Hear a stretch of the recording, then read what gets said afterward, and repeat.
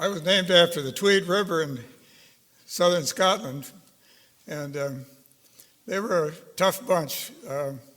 DIE in the Gaelic means devils, so they were the Tweed's devils, and the Romans built Hadrian's Wall to keep them out. Well, Sally and I and our 3 kids arrived at MLUC in 1964. Daughter Katie was 10 years old, Sue was 7, and Ian was 3. Previously, we had attended 5 other Unitarian societies in Ann Arbor and Midland, Michigan, Urbana, Illinois, Claremont, California, and Charleston, West Virginia.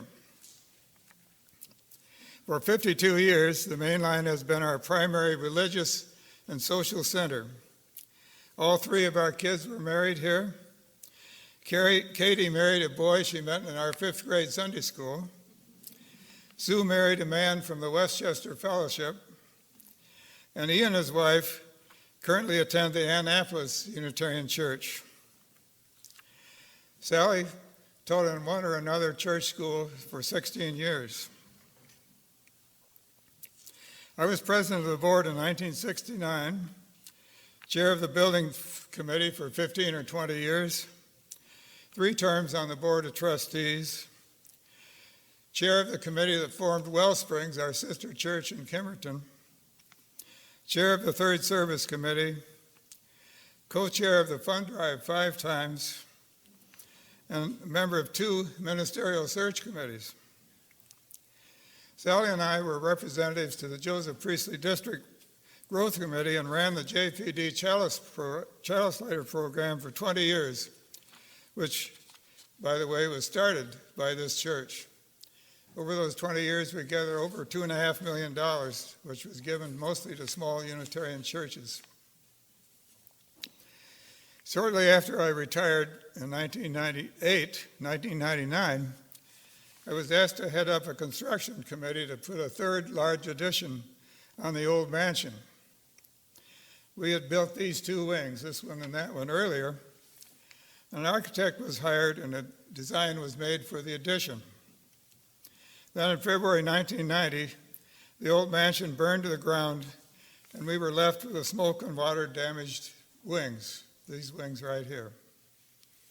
We started all over with a new design, which resulted in the building we now have that occupies essentially the same space that the old mansion did. It was a big house. The fire was a huge trauma at the time, but now we view it as one of the best things that ever happened. We got this wonderful new building. Insurance paid for a large portion of it.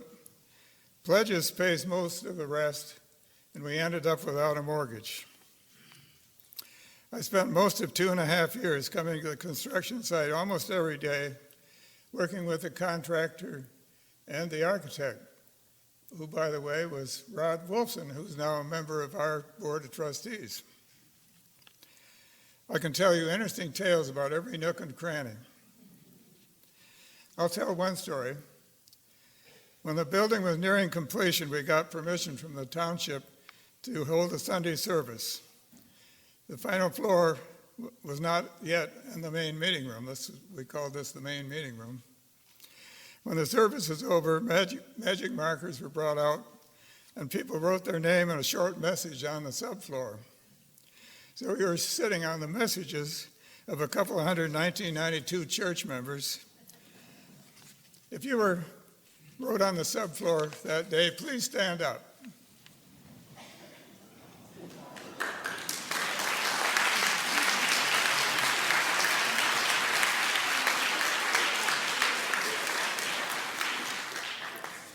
I found out over the years that when you work on committees, work parties, small group ministries, and other small groups, you really get to know the people very well and develop close relationships that will last for years.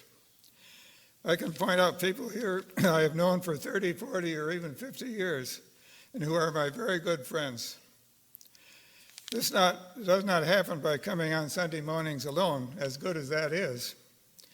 If you want to get the most of what the church has to offer, Get involved in some small committees, courses, or other small groups. You will be pleased to find out what good people there are here. The Mainline Unitarian Church has been a major focus in my life.